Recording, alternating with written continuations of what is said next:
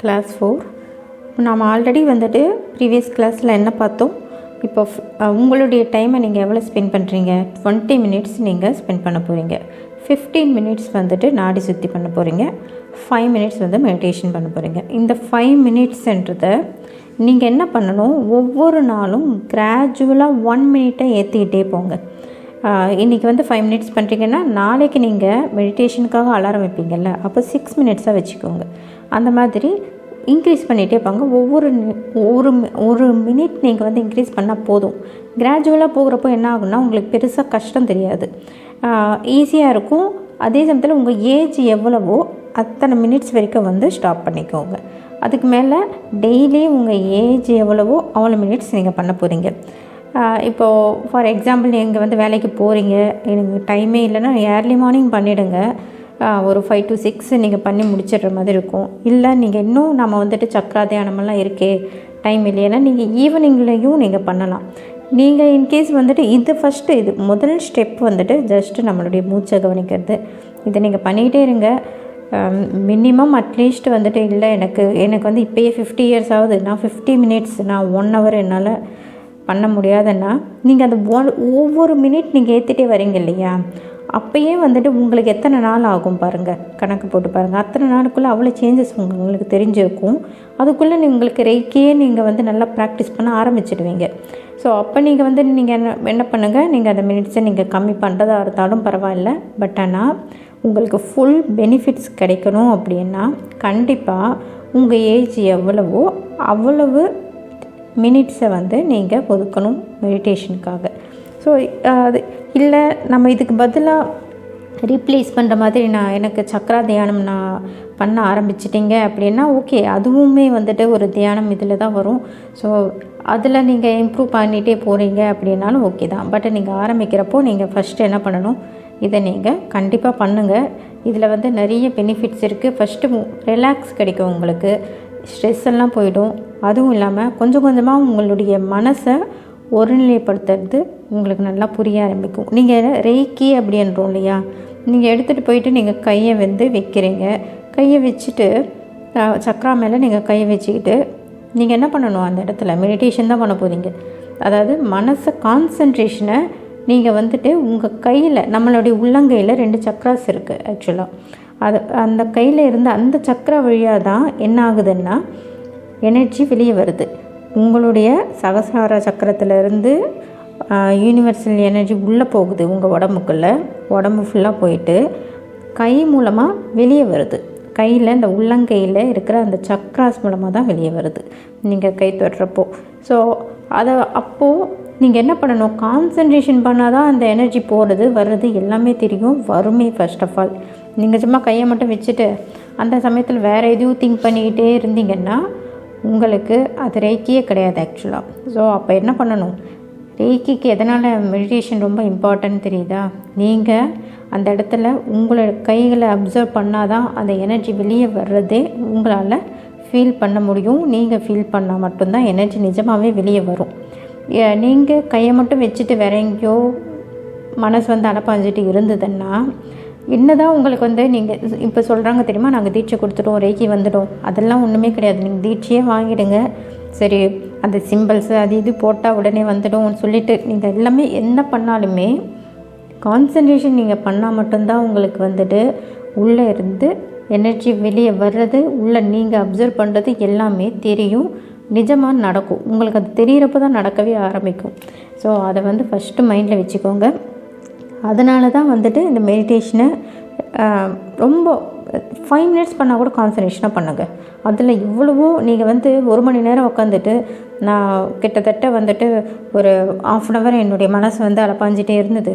நான் அதில் வந்து ஒரு நிமிஷம் கூட என்னால் எடுத்துகிட்டு வர முடியலன்னு சொல்லிட்டு உட்கார்றதுக்கு நீங்கள் என்ன பண்ணலாம், வெறும் 5 மினிட்ஸ் ஃபுல் கான்சன்ட்ரேஷனாக வச்சு பண்ணிடலாம். அதுவே எவ்வளவோ பெஸ்ட்டு. ஸோ அப்போ தான் உங்களுக்கு வந்துட்டு ஃபீல் பண்ண முடியும், அந்த அப்சர்வ் பண்ணுறது எப்படி இறங்குது நம்ம உடம்பு. அந்த பண்ணுறப்பவே உங்களுக்கு வந்துட்டு டிஃப்ரெண்ட் நல்லா தெரியும். நீங்கள் கான்சன்ட்ரேஷனாக பண்ணிங்கன்னா டிஃப்ரெண்ட் கண்டிப்பாக தெரியும். ஸோ இதை வந்து மைண்டில் வச்சுக்கோங்க. இப்போ நீங்கள் 5 மினிட்ஸ் நான் சொன்னேன் இல்லையா, மெடிடேஷன் பண்ணி முடித்த உடனே ஒரு ரேக்கிக்கு ஒரு 5 பிரின்சிபல்ஸ் இருக்குது. அதை நீங்கள் வந்துட்டு என்ன பண்ண போகிறீங்க, உங்களுக்கு நீங்களே சொல்லிக்க போகிறீங்க. அதை நீங்கள் நல்லா வாயை திறந்தி, இல்லை மனசுக்குள்ளே சொல்கிறதா இருந்தாலும் ஓகே, ஒன்றும் ப்ராப்ளம் கிடையாது. நான் கத்தி தான் சொல்லணும்னு கிடையாது, எப்படியாவது சொல்லுங்கள். பட் ஆனால் அதை வந்து சொல்லிக்கோங்க. என்ன பிரின்சிபல்ஸ் அப்படின்னா, நான் இங்கிலீஷ்லேயும் நான் வந்து கொடுத்துட்றேன். தமிழில் வந்துட்டு, இன்று மட்டும் நல்லாசியை பெற்றதற்கு நன்றியோடு இருப்பேன் ஃபஸ்ட். அடுத்தது, இன்று மட்டும் நான் கவலைப்பட மாட்டேன். தேர்ட் ஒன், நான் இன்று மட்டும் கோபப்பட மாட்டேன். ஃபோர்த் ஒன், நான் இன்று மட்டும் என் பணிகளை நேர்மையுடன் செய்வேன். ஃபிஃப்த் ஒன், நான் இன்று எல்லாரிடத்திலும், எல்லா உயிரினங்களிடத்திலும் நான் அன்புடன் இருப்பேன். ஓகே, அது என்ன இன்று மட்டும் அப்படின்னு தோணல உங்களுக்கு? அது எப்படி இன்றைக்கி மட்டும் பண்ணால் போதுமா, நாளைக்கு தேவையில்லையான்னா? நீங்கள் தான் நாளைக்கு திரும்ப பண்ண போகிறீங்களே. ஸோ இதுலேருந்து புரியுதா உங்களுக்கு? இன்றைக்கி நீங்கள் சொல்லிக்கிறீங்க, கண்டிப்பாக நீங்கள் டெய்லி பண்ண போகிறீங்க இதன் அப்படின்னு தான் அர்த்தம். இது வந்து காமனாகவே ஃபுல்லாக சொல்லிடக்கூடாதான்னா, இந்த ஒரு விஷயம் இருக்குது தெரியுமா, இன்று மட்டும் எனக்கு நடக்கும் அப்படின்றப்போ நீங்கள் இன்றைக்கி உங்கள் மனசே என்ன டிசைட் பண்ணோன்னா, இன்றைக்கி நமக்கு வந்துட்டு இந்த கண்டிப்பாக பிளெஸ்ஸிங்ஸ் கிடச்சிடும், நான் இன்றைக்கி கோவப்பட மாட்டேன், இதெல்லாம் வந்துட்டு உங்களுடைய சப்கான்ஷியஸ் மைண்டில் போய் பதியும். அதுவும் இல்லாமல் நீங்கள் மெடிடேஷன் பண்ணுறீங்க தெரியுமா, நாடி சுற்றி பண்ணியிருக்கீங்க, மெடிடேஷன் பண்ணியிருக்கீங்க, அதுக்கப்புறமா தான் இதை சொல்ல போகிறீங்க. இப்போது உங்களுடைய மனசே எப்படி இருக்கும், இந்த 5 மினிட்ஸ்ன்றது நீங்கள் கொஞ்சம் இன்க்ரீஸ் பண்ணிங்கன்னா இன்னும் சூப்பராக இருக்கும்.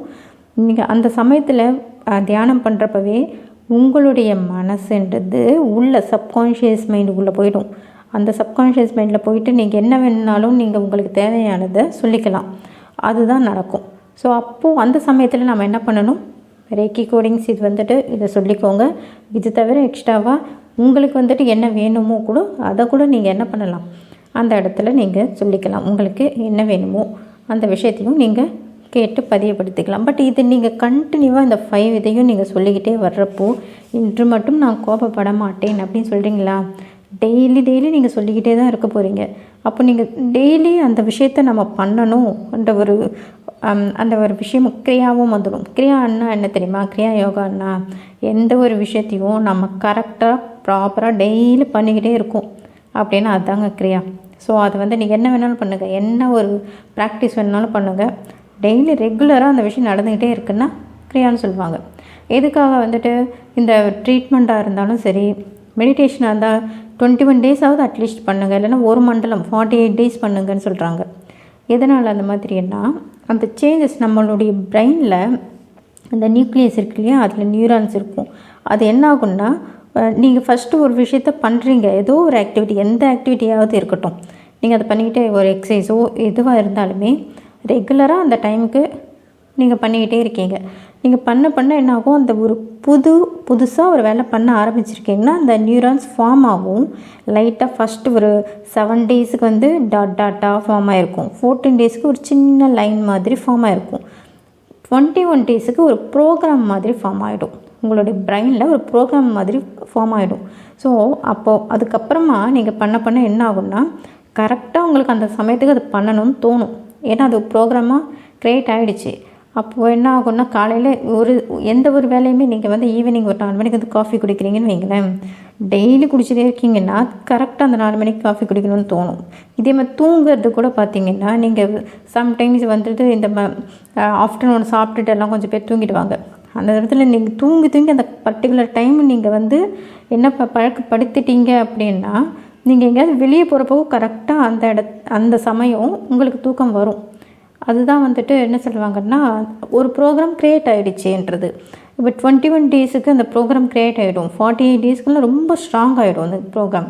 ஸோ அதனால தான் வந்துட்டு நீங்கள் ஒரு ட்ரீட்மெண்ட் எடுக்கிறதா இருந்தாலும் சரி, ஒரு எக்ஸசைஸ் பண்ணுறதா இருந்தாலும் சரி, எதுவாக இருந்தாலும் கண்டினியூவாக பண்ணணும். அதை கண்டினியூவாக பண்ணுறப்போ உங்களுக்கு வந்துட்டு ஆட்டோமேட்டிக்காக உங்களுக்கு அடுத்த நாள் என்ன சொல்லுவோன்னா, ப்ரோக்ராம் க்ரியேட் ஆகிடுச்சுன்னா பண்ணுன்னு சொல்லும், உங்கள் மனசே சொல்லும், உட்கார வைக்கும். நீங்கள் டக்குன்னு எந்திரிக்கணும் இல்லை முடியலன்ற மாதிரி கான்செப்டே வராது. அப்படியே கம்ப்ளீட்டாக நீங்கள் வந்து அதில் பண்ண ஆரம்பிச்சிடுவீங்க, ப்ரோக்ராம் வந்து க்ரியேட் ஆகிடுச்சின்னு அர்த்தம். இப்போது ஒரு எக்ஸாம்பிள் சொல்லணும்னு வைங்களேன், நமக்கு அது அந்த சேஞ்சஸ் கூட வந்துட்டு உங்களுக்கு தெரியும். அந்த ஒரு 21 டேஸ் 40 டேஸ் கழிச்சு தான் வந்துட்டு அந்த சேஞ்சஸே உங்களுக்கு நல்லா தெரிய ஆரம்பிக்கும். ஆமாம் இத்தனை நாள் ஒரு மாதிரி இருந்தது, இப்போ சடனாக ஒரு மாதிரி டிஃப்ரெண்ட்டான ஒரு சேஞ்ச் வருதே அப்படின்லாம் உங்களுக்கு நல்லா அப்சர்வ் பண்ணுறதுக்கான ஒரு டைம் பீரியட். ஒரு பெரிய கல்லை நீங்கள் உடைக்கிறீங்கன்னு வைங்களேன், நீங்கள் வந்து ஒரு 10 தடவை அடிச்சுக்கிட்டே இருக்கீங்க, உடையல. 11வது தடவை நீங்கள் அடிக்கிறப்போ 2 துண்டாக அந்த கல் வந்து உடஞ்சி விழுந்துடும். அப்போ 10வது அடி விழுது இல்லையா, அப்போ கூட அந்த கல் உடையுமா அப்படின்னு சொல்லிட்டு உங்களுக்கு தெரியல. 11வது அடியில் வந்து என்ன ஆகிடுச்சு, இந்த நீங்கள் 10 அடி அடிச்சுட்டு நீங்கள் விட்டுட்டு இருந்தீங்கன்னு வைங்களேன், அந்த கல்லை நீங்கள் உங்களால் என்ன பண்ண முடியாது, உடைச்சிருக்கவே முடியாது. ஸோ அந்த கல் உடையிறதுக்கு 10 அடி தேவை. அந்த 11th டைம் நீ அங்கே அடிக்கிறப்ப தான் என்ன ஆகுது, அந்த ப்ரெஷர் வந்துட்டு அதை உடைக்குது. அந்த மாதிரி தான் நீங்கள் ஃபஸ்ட்டு பண்ணுறப்போ நீங்கள் 3 நாள் 5 நாள் 7 நாள் பண்ணிகிட்ருக்கீங்க, பெருசாக ஒன்றும் தெரியலையேன்னு தோணும். பட் ஆனால் எதுக்காக ஒரு 21 டேஸ் பண்ணுங்க, 48 டேஸ் பண்ணுங்க அப்படின்னு சொல்கிறாங்க அப்படின்னா, அதை வந்து எடுத்துகிட்டு வந்தால் தான் அந்த ஒரு சேஞ்சஸ் வரணும். அப்படின்னாலே நீங்கள் என்ன பண்ணணும், அந்த 21 டேஸாவது அட்லீஸ்ட் பண்ணி ஆகணும்.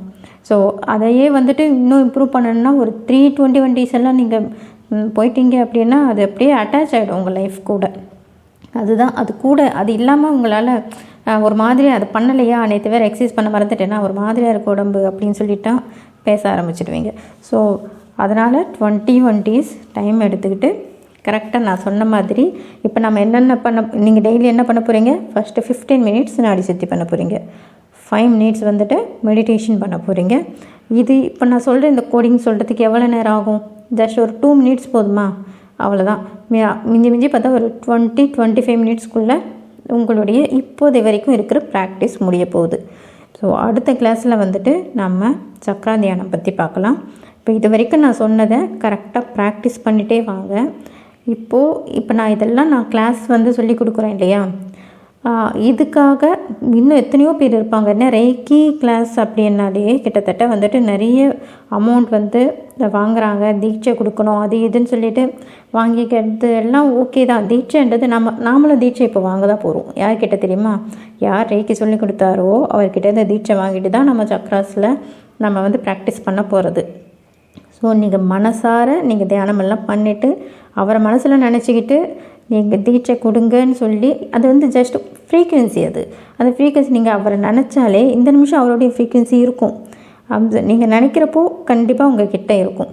அது வந்து அவருக்குன்னு கிடையாது, நீங்கள் யாரை பற்றி நினச்சாலுமே சரி அவங்களுடைய, அதுவும் இந்த மாதிரி என்லைட்மெண்ட் ஆனவங்க ஹையர் டைமென்ஷனில் இருக்கிறவங்க எல்லாம் பார்த்திங்கன்னா நீங்கள் நினச்ச கிட்டே இம்மிடியேட்டாக உங்கள் பக்கத்தில் வருவாங்க, அதுக்கான ஹெல்ப் பண்ணுவாங்க. ஸோ தீட்சை நாம் வாங்கிக்கலாம். ஸோ நீங்கள் பண்ண வேண்டியது என்னென்னா, உங்களுக்கு ஓகே இந்த சேனல் இந்த வீடியோஸ் எல்லாம் உங்களுக்கு யூஸ்ஃபுல்லாக இருக்குது அப்படின்னா கமெண்ட் செக்ஷனில் கமெண்ட் பண்ணுங்கள், லைக் பண்ணுங்கள், உங்களுக்கு தெரிஞ்சவங்கக்கிட்ட ஷேர் பண்ணுங்கள். இந்த விஷயம் எல்லாருக்குமே போய் சேரட்டும், எல்லாருமே ப்ராக்டிஸ் பண்ணி நல்லபடியாக இருக்கட்டும். Okay, thank you so much.